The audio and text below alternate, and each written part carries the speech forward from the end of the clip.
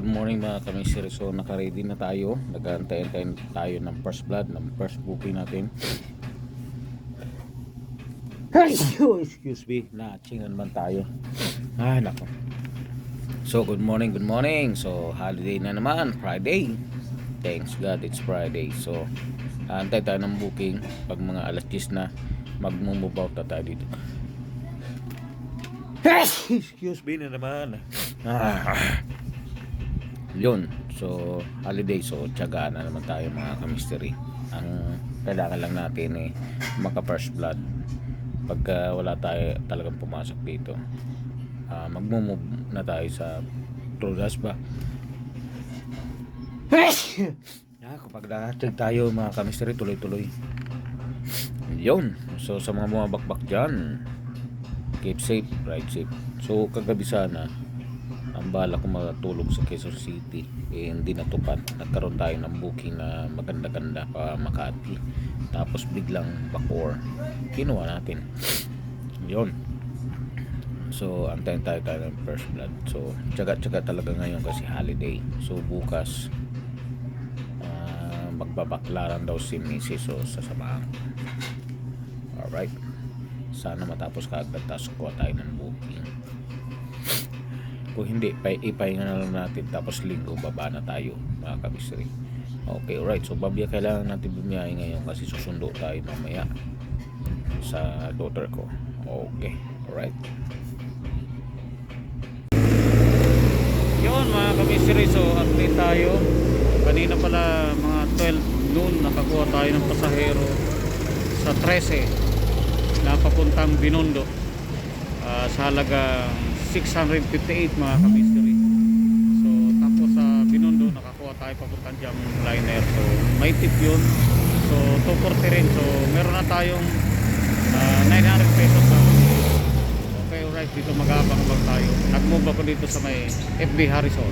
Alright, yun mga kamisteri, so good afternoon. Nandito tayo sa Nabotas, sa Talakitok Street, Kaunlaran Village, Nabotas. So yan ang C3.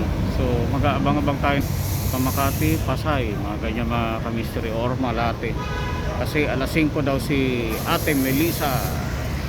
Alright, so mag-alas 4 na, so mag-abang-abang na tayo na papunta doon.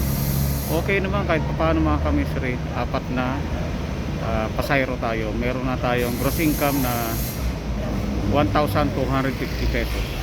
Alas 12 tayo na tanghali na dito.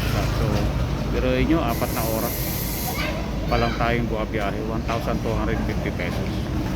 So maswerte tayo kahit pa paano. Alright, so magabang-bang tayo dito ng booking mga kamiseri. Yun mga kamiseri, so nandito tayo sa Cubao, Quezon City na. So dahil galing doon sa Nabotas, nakakuha tayo ng passenger halagang 148 papuntang Partas. Yun, nasa likod natin ang Partas bus terminal. Okay, alright. So napakabait na bata na kamiseri, kasi 148 binigay niya 200. Alright, so dito abang na tayo papunta ng Pasay, Makati. Yun, alright. Tapos susunduin na natin si Ate Melissa. Kahit pa paano mga kamiseri, nagkailan na ba tayo? 5 na pasahero. So meron na tayong gross income na 1,450 pesos. Pero inyo yun. Alright, abang-abang na tayo dito mga kamiseri na booking. Alright, so magandang araw. Yun mga kamiseri, so nasa gitna tayo ng traffic. So traffic din ng Pasay. So nakatawid na tayo natin ang Mologisa. So nasa stoplight tayo, malapit na tayo kay Ate. Alright, so 5:36 mga kamiseri. So late tayo sa kanya kasi alas 5 sila, sabi ko magantay. Alright, so yun, siguro mga 2 minutes na lang natin sa kanya.